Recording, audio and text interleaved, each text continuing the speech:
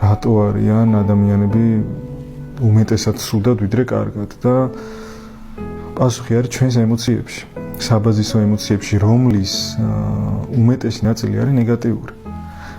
ერთადერთი პოზიტიური ემოცია გაგვაჩნია, ერთადერთი და ეს არის სიხარული.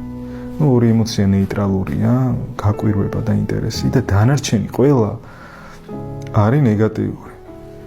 შიში, ბრაზი, ზიზღი, სევდა, ღელვა, სირცხვილი, დანაშაულის განცდა, ანუ წარმოიდგინე, ნეგატივში ყოფნა არის ადამიანის ანთროპოტიპიური რეაქცია.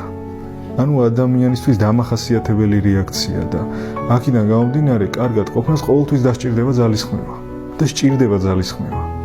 პატარ-პატარა სიხარულების ჩადება, რომ მე ამან კმაყოფილება მოგიტანოს, რომ მე რაღაცამდე მიხვიდე ისე, თორე სხვა შემთხვევაში საკუთარი თავით უბრალოდ მიუშვი და არაფერი არ აკეთე, გარანტირებულად სუდად ხარ.